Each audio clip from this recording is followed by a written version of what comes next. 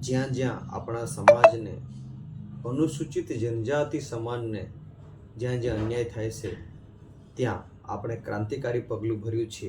એ જ રીતે ભરૂચ જિલ્લાના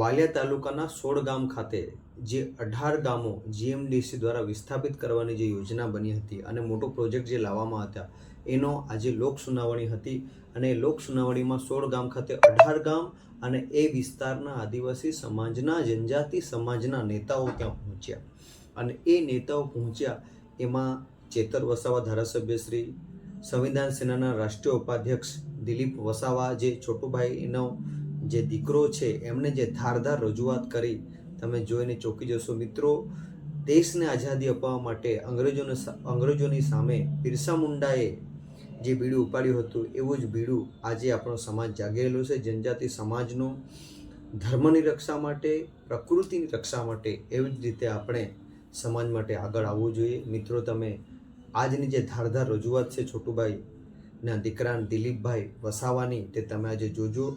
અને એનો ઉદ્દેશ હતો કે આજે લોક સુનાવણી હતી એમાં હું વાંચી બતાવું છું તમને।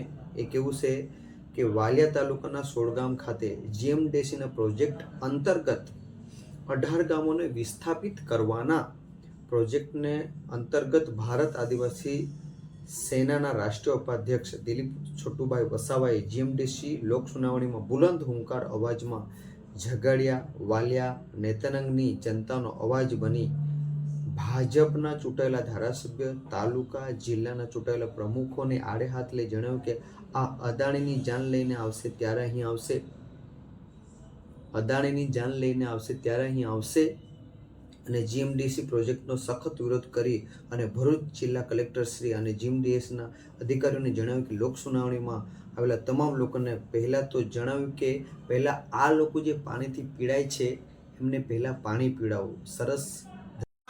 આજે જે 16 ગામે જે આપણે બધા છીએ તો સમગ્ર પ્રજાજનોને પૂછવા માંગુ છું, આ આપણી એક ગ્રામ સભા છે એવું માની લો, રૂડીગઢ ગ્રામ સભા।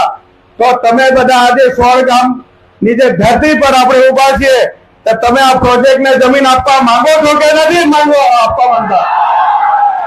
તો આ કલેક્ટર સાહેબ ને અમે કહેવા માંગીએ છીએ કે આ જીએમડીસી ના જે અધિકારીઓ અહીંયા આવીને બેઠા છે અને આ જમીન સંપાદનની જે વાતો કરે છે, આજે હું એમને કહેવા માંગુ છું કે આ આદિવાસી વિસ્તાર છે, આદિવાસી વિસ્તાર આ બંધારણથી ચાલતો વિસ્તાર છે। આજે ડોક્ટર બાબા સાહેબે આ વિસ્તારને રિઝર્વેશન વિસ્તાર તરીકે આપ્યો છે, એને શેડ્યુલ 5 તરીકે ઓળખાય છે। શેડ્યુલ 5 ના કાયદા 244(1) પ્રમાણે 13(1) પ્રમાણે આજે માન્ય સુપ્રીમ કોર્ટે બી ચુકાદા આપ્યા છે। કલેક્ટર સાહેબને કહેવા માંગે છે અને સમગ્ર જનતાને કહેવા માંગે છે કે જ્યારે સુપ્રીમ કોર્ટ જો કહેતી હોય કે આ દેશના મૂળ માલિક આદિવાસી છે તો તમે લોકો કેવી રીતે અહીંયા જમીનો લેવા માટે આવી જાવ છો?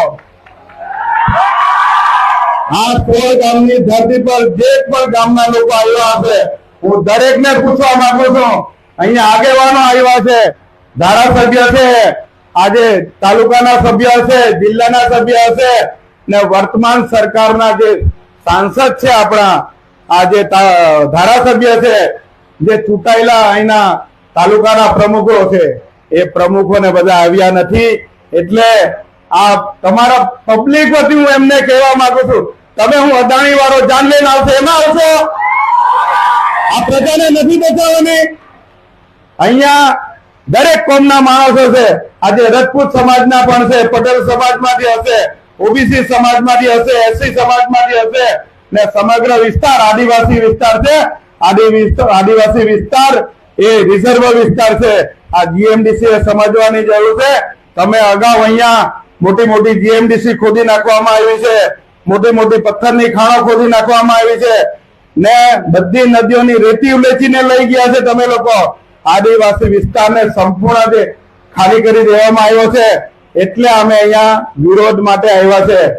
આજે હું તમને પૂછવા માંગુ છું પોલ્યુશન બોર્ડને કે આજે તમે અહીંયા બેઠા છો ત્યાં 16 ગામની જે જનતા છે એ જનતાનો અભિપ્રાય લીધો છે એ રૂઢિ પ્રથા પ્રમાણેનો ઠરાવ લીધો છે કે આજે અમે અહીંયા લોક સુનાવણી કરવાના છે. જો ઠરાવ હોય તો આજે જીએમડીસી અમને બતાવો અમને.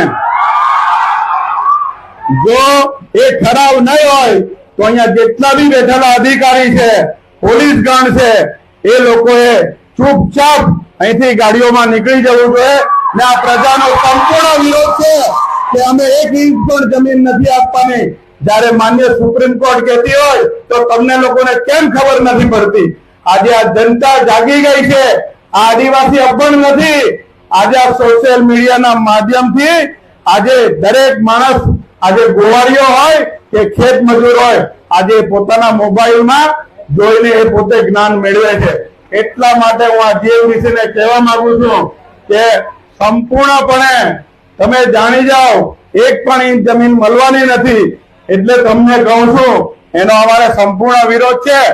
અમારા માન્ય છોટુભાઈ વસાવા સાહેબે જયારે ધારાસભ્ય હતા ત્યારે 21/11/2019 ના એક લેટર લખ્યો હતો જીએમડીસી ને કે આ વિસ્તારની 1 પણ ઇંચ જમીન હું આપવા તૈયાર નથી. સમગ્ર જનતા વતી હું જીએમડીસી ને લેટર લખું છું. જીએમડીસી એ લેટર બતાવવો જોઈએ પબ્લિક ને કે આ લેટર એમનો વિરોધનો હતો.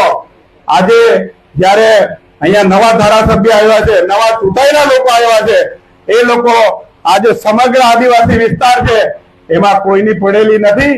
એ લોકોએ લખીને આપી દીધું છે કે અહીંયા કોલસો ખોદો તોય અમને વાંધો નથી, જંત્રી વધારો, તમે 10 રૂપિયામાં વેચાવ કે લાખ રૂપિયામાં વેચાવ, તમને વેચવા માટે એ લોકો તૈયાર છે.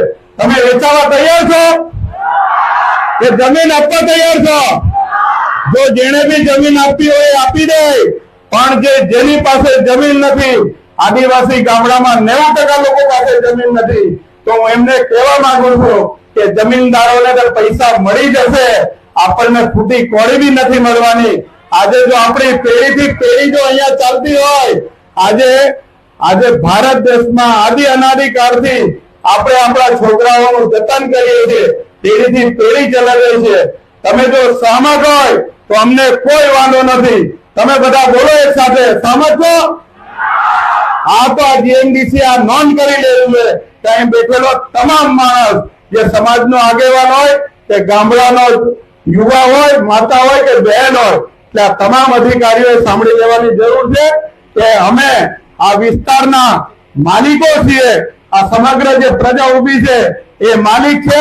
તમે લોકો અહીંયા આવીને જે જમીનો પડાવી લેવા માંગો છો એ અમે કદી બી ચલાવવાના નથી. જો તમે એ કરશો તો તમે બુલડોઝર લાવશો તો બુલડોઝર નીચે સુઈ જઈશું. આ પોલીસ ગોળી મારશે તો ગોળી ખાવા બી તૈયાર છીએ. એ તમારે સમજી લેવાની વસ્તુ છે. આજે હું કલેક્ટર સાહેબને કહેવા માંગુ છું કે આજે તમે જે દેશમાંથી આવો છો, જે સમાજમાંથી આવો છો, તો સાહેબ આજે આપણે કેવી રીતે ભણી ગણીને આ સ્થાન પર પહોંચ્યા છે. આજે તમારી કોઈ જમીન જબરદસ્તી છીનવી લેશે તો તમે ચલાવવાના છો? આજે જીએમડીસી ના અધિકારીઓને બી પૂછવા માંગીએ છીએ કે ભાઈ તમારી જમીન જતી હોય તમે આપી દેશો? મારો એક મુદ્દો છે કે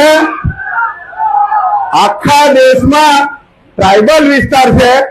આખા દેશમાં જુઓ, ઝારખંડ હોય, છત્તીસગઢ, આસામ કે કચ્છ, આજે આદિવાસી વિસ્તારમાં કેમ માઇન્સો ખોલવામાં આવે છે? આજે કોલસાની માઇન્સ હોય, જે પણ પ્રોજેક્ટ આવે આદિવાસી, તમને બીજે કોલસો મળતો જ નથી. આ આદિવાસી લોકો એક જેમ તેમ બચારા મજૂરી કરીને જીવી ખાય છે, પોતાનું ગુજરાન ચલાવે છે. આ સરકાર નવી નવી યોજનાઓ આવીને લોકોમાં લાલચ આપે છે. તમે આવીને જમીન ખેડૂતોને લાલચ આપે છે. હું માન્ય કલેક્ટર સાહેબને કહેવા માંગુ છું કે કાલે અમે આવેદન પત્ર આપવા ગયા તો સાહેબે અમને એક પ્રશ્ન કર્યો હતો જતાવારમાં કે ભાઈ આ વિસ્તારની 80% જમીન વેચાઈ ગયેલી છે.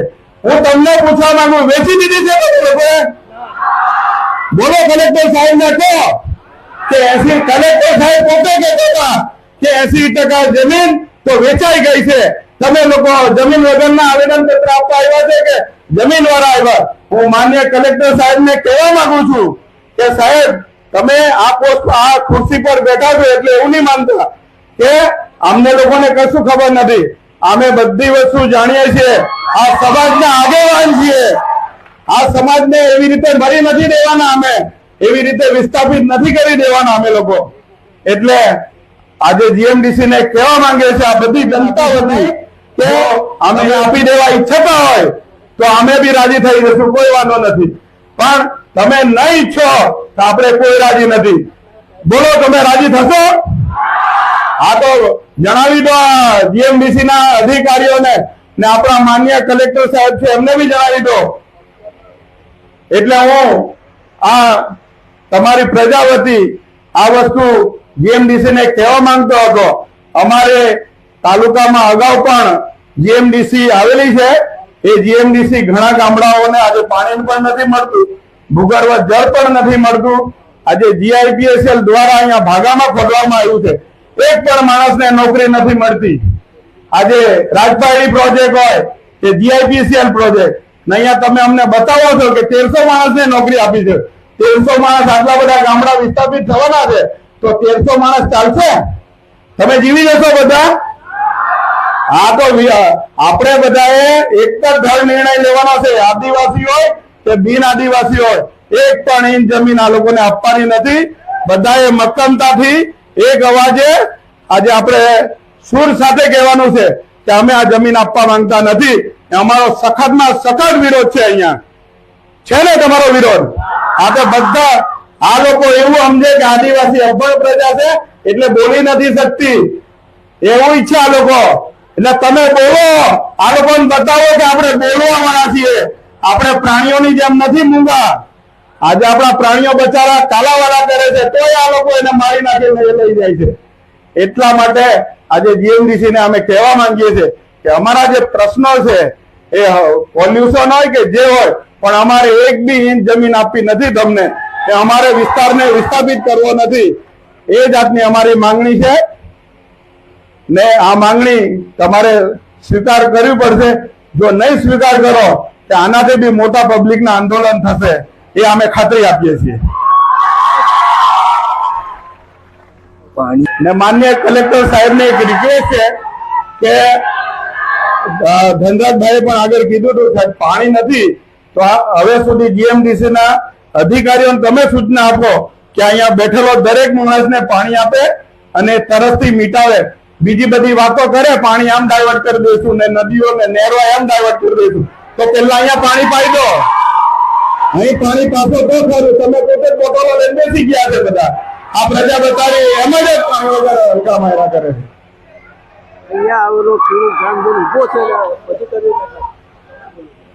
ને અહીંયા આવેલા ખેડૂતો આજુબાજુ ગામમાંથી આવેલી જે જનમેદની છે એ તડકામાં ઉભી છે અને અધિકારીઓ એક સેફટીમાં બેઠા છે ને આ પબ્લિક ને પોલીસ વચ્ચે ઘેરીને બેઠી છે. તમે તૈયાર છો તો માંગણી કરો કલેક્ટર સાહેબ ને કે અમને થાણે આવવા દો, અંદર આવવા દો, એવું કહો. તમે જઈ લગી બોલીશું નહીં, કઈ લગી આ લોકો આપણી સાંભળશે નહીં.